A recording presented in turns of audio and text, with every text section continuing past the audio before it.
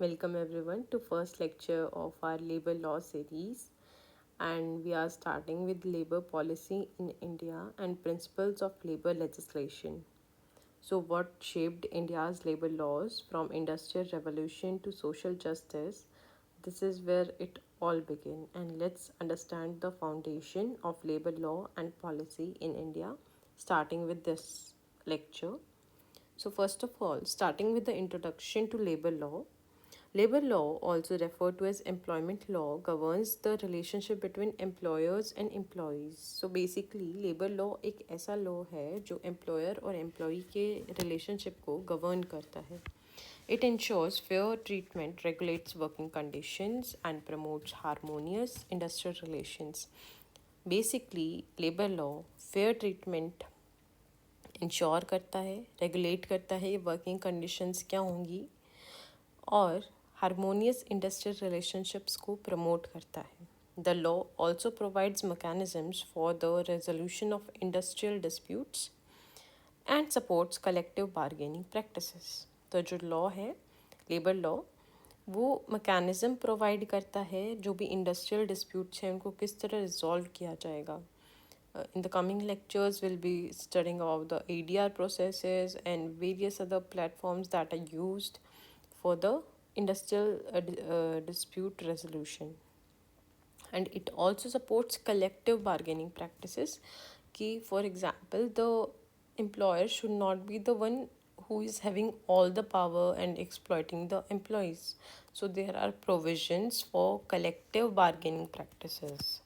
So the labor law it also embodies the basic constitutional values and principles, and it believes or it is also for upliftment of the employees as they should not be taken advantage of by the more powerful. Now, the labor policy in India. So, labor policy aims to achieve social justice, economic development, and industrial peace. Okay, social justice कि कोई भी employer employ का relationship balanced होना चाहिए. ये नहीं कि employer के पास बहुत ज़्यादा पावर है और एम्प्लॉय को एक्सप्लॉइट कर रहा है. इकोनॉमिक डेवलपमेंट होना चाहिए, उसके ऊपर फोकस करता है. That is also are DPSP. And thirdly industrial peace. It is guided by constitutional mandates, international conventions like ILO, International Labour Organization, and the objective of inclusive growth. कि inclusive growth होनी चाहिए, सिर्फ ये नहीं कि employer जो है वो profits कमा रहा है and the employees are suffering. The policy emphasizes the protection of workers' rights, job creation, skill development, and ease of doing business. What are the various principles of labor legislation? They include social justice, social equity, and social security. Social justice होना चाहिए, social equity होनी चाहिए और social security होनी चाहिए. Social justice in the sense कि there should be a balance of interest between the employer and employee. Social equity in the sense कि सभी एम्प्लॉयज़ को इक्वली ट्रीट करें. Social security in the sense कि अगर कोई एम्प्लॉई काम कर रहे थे टाइम तक तो उसका फ्यूचर भी सिक्योर होना चाहिए. That is your social security. ठीक है. Now the national economy and productivity and international obligations they also shape the principles of labour legislation in India. Further, the Industrial Revolution and labor movements in India. The Industrial Revolution in Europe inspired industrial movement in India during the British rule. With rapid mechanization came labor exploitation, long hours, poor conditions, and minimal rights. These injustices sparked early labor movements leading to labor reforms like Factories Act, Trade Unions Act. तो जो भी industrial revolution चल रहा था Europe में उससे inspire होके India में भी ब्रिटिश रूल के दौरान एक इंडस्ट्रियल या फिर हम कह सकते हैं लेबर मूवमेंट चालू हुआ. और the main factor was rapid mechanisation, क्योंकि मैकेनाइजेशन बढ़ने की वजह से लेबर एक्सप्लॉइट होने लगा. Long hours of work, poor conditions थे, मिनिमल राइट्स थे और they were being misused. And इसकी वजह से अर्ली लेबर मूवमेंट्स चालू हुए और इन्हीं लेबर मूवमेंट्स का रिजल्ट है कि आज हमारे पास एक्ट्स लाइक फैक्ट्रीज एक्ट है, ट्रेड यूनियंस एक्ट है। Post independence, India saw a wave of progressive legislation aiming at ensuring workers' rights. Independence के बाद हमारे पास काफ़ी लेजिस्लेशन है जिन्होंने फाइनली लेबर या वर्कर्स के राइट पे फोकस किया। इम्प्रूविंग सेफ्टी स्टैंडर्ड्स, पहले कोई सेफ्टी स्टैंडर्ड्स नहीं थे, हमने लेके आए सेफ्टी स्टैंडर्ड्स, रेगुलेट किया वेजेस को। Strengthening social security one of the DPSP constitutional goal है, तो उसको भी ध्यान में रखते हुए ये लेजिस्लेशंस आई। The 2020 Labour Code reform streamlined and consolidated over 29 central laws into 4 major codes. जो 2020 लेबर कोड है उसमें सभी 29 सेंट्रल लॉज को 4 मेजर कोड्स में स्ट्रीमलाइन कर दिया गया और ये हम आगे पढ़ेंगे। Industrial jurisprudence and legal evolution. Industrial jurisprudence refers to philosophy and application of law within the realm of industrial relations. Initially, the principle of laissez-faire dominated, favoring minimal state intervention. However, this shifted to contract to status doctrine where workers were granted legal rights and state protection. तो पहले जब laces fair का principal आया तो हमने कहा कि minimal state interference होनी चाहिए, but now that has been change to the principle of contract to status where workers को अब लीगल राइट्स और स्टेट प्रोटेक्शन दिया गया। अब वो स्टेटस है, कोई कॉन्ट्रेक्चुअल जॉब नहीं है, and that is why the state is in the capacity of a welfare state instead. Now, the labor policy and tripartism in India. India follows a tripartite model involving the government, employers and employee representatives. तो तीनों, government भी है, employer भी है और employ भी है इस मॉडल में, क्योंकि जो स्टेट है वो एक वेलफेयर स्टेट है. This promotes democratic decision making in labour matters, ताकि जो एम्प्लॉयर्स हैं वो मिसयूज़ ना करें पावर्स को अपनी प्रॉफिट्स को. उसके लिए ट्राईपार्टाइट मॉडल हम फॉलो करते हैं.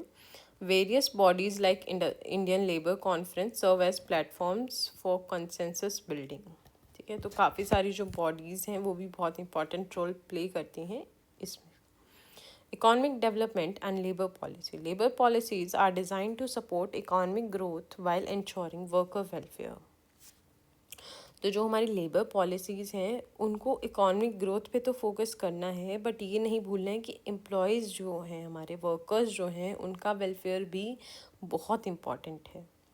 There is a balance between liberalisation and protection, कि अगर हम एक तरफ बिजनेस को प्रमोट करने के लिए लिबरलाइज पॉलिसीज़ चुन रहे हैं तो उसके साथ साथ एक प्रोटेक्शन भी देना है एम्प्लॉयज़ को, with schemes focusing on employment generation, informal sector upliftment and industrial peace. कि जो इनफॉर्मल सेक्टर है उसको भी, या अनऑर्गेनाइज सेक्टर जिसे हम कहते हैं, उसको भी अपलिफ्ट करने के बारे में सोचना चाहिए. Coming to the American Industrial Revolution and labor exploitation. So the American Industrial Revolution, it took place in late 18th to 19th century, and it was characterized by technological innovation, urbanization and economic expansion. But it led to widespread labor exploitation, unsafe work environments and child labor, eventually resulting in the rise of unions.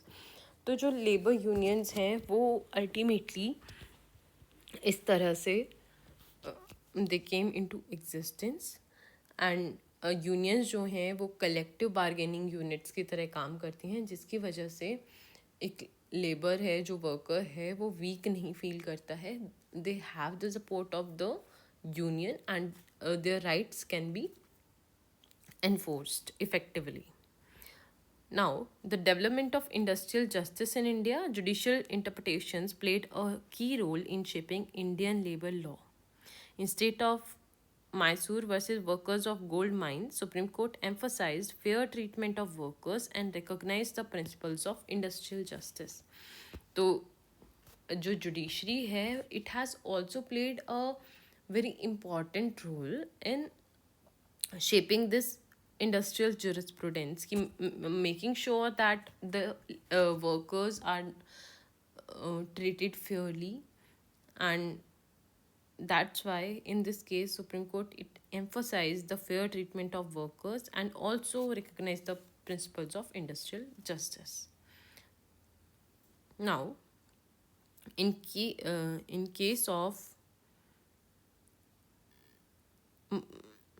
Meal Sabha, no, it's Meal Majdoor Sabha versus Swastik Textile Limited, the importance of collective bargaining and fair dispute resolution mechanism was upheld. तो इसमें collective bargaining के बारे में बात की गई and fair dispute resolution mechanism को भी अपहेल्ड किया गया. Here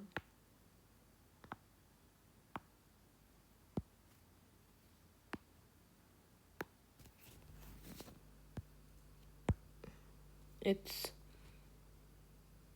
Meal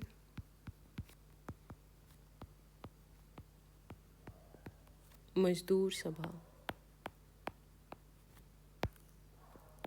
versus Swastik Textile Limited.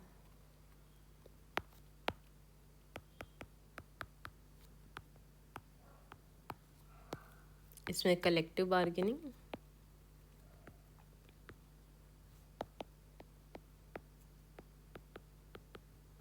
And secondly industrial justice के डिस्प्यूट रेजोल्यूशन मैकेनिज्म को अपहेल्ड किया गया.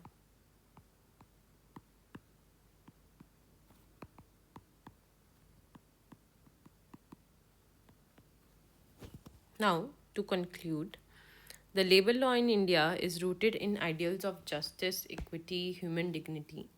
From its origin in colonial exploitation to modern reforms, the law has evolved to balance economic goals with social welfare. तो कहीं ना कहीं हम strive करते हैं कि हमारा जो इकोनॉमिक गोल्स हैं उनको हम सोशल वेलफेयर के साथ देखें. सिर्फ इकोनॉमिक डेवलपमेंट ही डेवलपमेंट नहीं होता है, साथ में हमें सोशल डेवलपमेंट को भी लेके चलना होगा. Understanding its principles and historical context is essential for legal professionals and policy makers alike. तो इस वजह से ये बहुत इम्पॉर्टेंट है कि इसके जो प्रिंसिपल्स हैं वो अच्छे से, और हिस्टोरिकल कॉन्टेक्स्ट जो भी हमने पढ़ा वो अच्छे से पता होना चाहिए. So that's it for this video. Thank you so much for watching this video. Please like, share and comment on this video. Thank you.